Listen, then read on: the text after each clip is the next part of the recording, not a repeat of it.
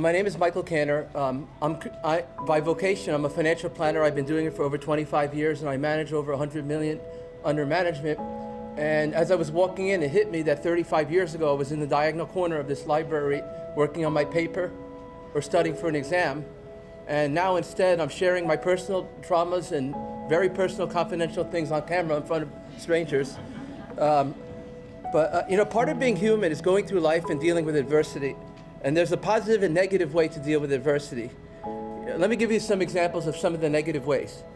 Convincing yourself you're not going to be good at something, or you have some disadvantage, or like you hear people say, I'm never going to get in shape, I'm never going to get this, I'm never going to retire. You talk to yourself, whether you realize it or not.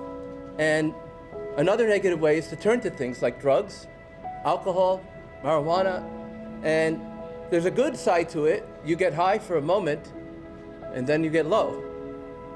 So if you set goals for yourself and you have the fortitude to push through obstacles to get to the goal, you get a different type of high that can only lead to additional highs by setting new goals. Many people set goals, but they lack the fortitude to push through the obstacles. Why is it that every year my gym is the most crowded in the first 2 weeks of January? A New Year's resolution is a good idea, but beyond the New Year's resolution, you have to keep pushing. My story will hopefully shed light on some of the positive ways to deal with adversity. I am what is known as on the autistic spectrum. I didn't know this until I was in my early 40s. That meant that I went through my entire life being very confused why people were treating me differently. And I felt very persecuted for my differences because I always felt like, what was I doing wrong? Just before I started kindergarten, my mother took me to the school, introduced me to the principal and the staff and so on, and they had me do some, almost like a cognitive evaluation. I don't know if they were testing if I had a learning disability. And a woman gave me a sheet of paper and a pen. She said, can you draw a bird?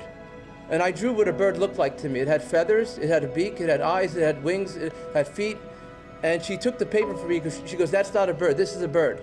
And what she drew looked like the McDonald's arches. So from a very young age, I was being taught that my way of seeing it was wrong.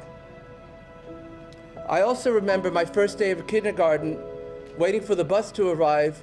And at that time, I didn't know that a dandelion was a weed, and I picked one off my front lawn for my teacher. Where did I get the idea? Well, when you watch movies, there's always a student handing an apple, putting it on the teacher's desk. So I brought it to the classroom, and the teacher mocked me in front of the classroom, telling everyone that was a weed. So from early on, I was taught that my thinking patterns were wrong. From kindergarten age all the way through high school, I was physically bullied and psychologically bullied. And I was always afraid to fight back because if I got in trouble at the school, then my parents might bully me at home. I speak in a very literal manner. That means that I say things exactly the way that they are, whether it's positive or negative. And when you go through life speaking like this, you unintentionally offend people. And you don't know, and if you're autistic, you don't know why you're offending them. You just think you're being honest. But I was never taught correctly social skills because the parents of my generation didn't know autism. I had a speech impediment, they put me in for that. But if they understood what I had, they probably would have put me in to learn social skills. But I always carried one strength in life, which is that I would, no matter what, I would persevere. I would keep pushing. Getting misread often, but having the fortitude to screw it up enough times to keep learning how to polish it and sound better is kind of what I did. So here's a story that depicts my direct way of speaking. I mentioned right at the beginning I'm a financial planner. And I was meeting with someone in my office, and this was the end of the day, so everyone left for the day, and the only sound you would hear is vacuum because they were cleaning the building. Everyone else left. And this woman met me, asked me a million questions, and then we never got to the end of the discussion where she's supposed to tell me if she wants me to help her. Now all of a sudden in the middle of the meeting, she starts getting these premonitions about me and telling me these random things about me that I didn't ask about.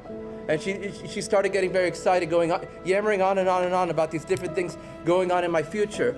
And this story is to tell you my forward way of speaking. So I said, I have a question about the future. If you're looking into the future, do you see yourself working with me? And she goes, I'm not sure. I said, well, let me go home, I'm starving. So my blunt way of speaking was a weakness, but it ended up serving me in my profession because, as it turns out, people that are handing their money to somebody want that person to be honest and direct. I'll circle back to that point a little bit later. I think it's also important to draw inspiration from different sources. I have a couple different sources. One of them, you may have heard, the athlete, is Michael Jordan.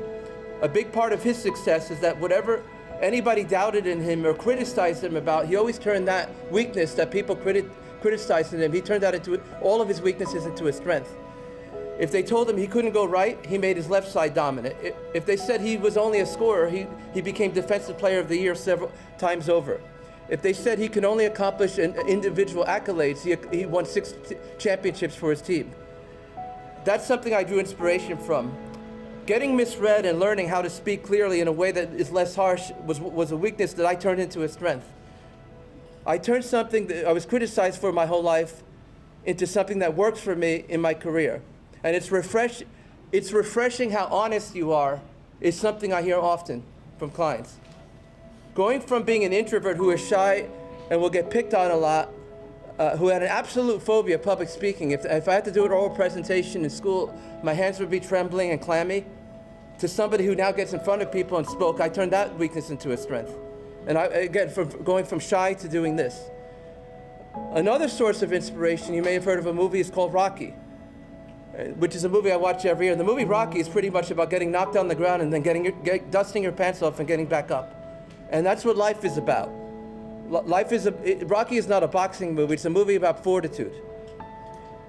If you know as little as possible about autism, you at least probably know that social skills are not our strengths.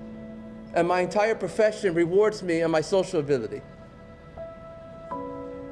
When I started in business, on a 1 to 10, my social skills were probably -3. I spoke in a very monotone voice, I had 0 inflection. Trust me, it's very discouraging to know that you're very knowledgeable at something, but people don't want to work with you because of your horrible bedside manner, which was not my strength. I could have quit just then, and on top of it, they told us that 90% of first-year advisors don't get to year 2, right? Well, most people aren't autistic, so struggling with social challenges. But just like Rocky, I got knocked down, but I kept trying and I eventually figured it out. You might be looking at me now saying, you seem pretty confident. Well, I got to premeditate everything I'm getting to speak here about. I thought about this in advance. Put my microphone down, I speak to you about the weather and traffic, that's not my strength. Most make excuses about their weaknesses. I was telling at the beginning, I'm not in shape, I don't have that much money. And they'll continue that to your last breath, and that'll be a self-fulfilling prophecy. And it usually works out that way. But whether you know it or not, we all talk to ourselves, and it's important to realize that, whether it's out loud or in your head, and listen to what you're telling yourself. Here's something I hear all the time. Michael, I can't do a video conference with you. I don't know computers. Okay, well, if you're hiring me to lead you, this is your first test. Can you click on a link in an email? Another part of autism is called rejection dysphoria. Rejection dysphoria is when you perceive that somebody's rejecting you even when they aren't. And this happens to autistic people because they literally are rejected a lot during their childhood, and then when they grow up as an adult, they think that everyone's doing that to them. So imagine somebody who thinks they're getting rejected when they aren't, going into a career that's based on rejection. My parents never fully understood autism. When I attempted to educate my father regularly in his older years about who I am and how I'm different, you know what he would tell me? You like to talk about this topic often, don't you? Right? Another component of autism is anxiety. Autistic children have something called a meltdown. If I had a meltdown, my father would say, you need to calm down. If you see somebody who isn't being calm and you tell them to calm down, you think you're putting water on a fire when you're actually pouring gasoline over that fire. If your family doesn't understand you, what does that say about what the rest of the world will think of you once you leave your house? Between the ages of 5 and 8, I'd rather walk around my yard with a book on plants that I took out from this library or insects and figure out what I was finding in my yard while my sister was making friends with everyone in the neighborhood.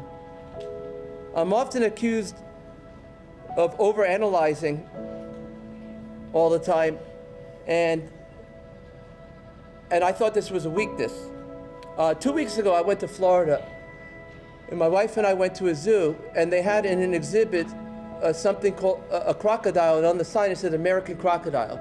And I looked at it, and I said, the mouth is curved, the nose is folding up, the eyes are sticking up, there's bumps on the head. That's not an American crocodile, it's an Orinoco crocodile. They're very rare. I'm surprised they don't have the sign correct. My wife goes, the sign says American crocodile, it's American crocodile. I said, watch this. I called an employee over, I said, do you need a new sign? He goes, yes. That's an Orinoco crocodile. Like I said, I'm accused of overanalyzing, but am I, or am I looking at it the way it is? The way I drew the bird. I had to go in for surgery 2 months ago. Before the surgery was the pre-op appointment where they test you to see if you can get through surgery without dying. So they looked at my blood work. A nurse sat down and asked me questions, and she goes, can you list off all of your vitamins and supplements? I said, are you ready? So I listed everything, and when she was done, she goes, you're taking 18 health supplements. I said, can I ask you a question? Do you take a multivitamin? She goes, yes. How many vitamins are in that? I said, do you take fiber? Do you take protein? How many supplements is that? I said, the difference between the person taking the multivitamin and myself is I'm looking at my blood work, and if I'm low in something, I take that only. If I have too much of something, I don't take that. Am I overanalyzing? You want to hear somebody who never tells me I'm overanalyzing? Financial planning clients. So, to summarize, relishing your differences. The system forces us to feel like we all have to look alike and sound alike. This isn't something I was planning on saying, but I'm married. I got married in 2013. My wife and I got married in Yosemite National Park. Our wedding pictures have waterfalls and rainbows, and it's spectacular, stunning pictures. You know what we didn't have at our wedding? The Macarena, the YMCA, the chicken dance, right? I don't like to do things the way everyone else does it. Just summarizing, relishing your differences. We don't all have to be the same. Most importantly, you have a choice in life to choose between the negative direction and the positive direction. And I'm going to say something you probably haven't heard before. Success is boring. What does that mean? That means to be successful, you have to do the same things over and over and over again. If you want to have a six-pack, you have to do the same thing every week. You have to eat the same diet. The same thing over and over again is boring. But succeeding isn't. You have to find the right combination of things to repeat over and over again. Where we are today is a sum total of our past decision making that led to this moment. You can change the trajectory of where you're heading by envisioning a better future and making better decisions to get to that next point. Also, I forgot to thank Vicky, who invited me here to speak. Vicky is my therapist, by the way, and I will stick around if you have questions. Thank you, everyone.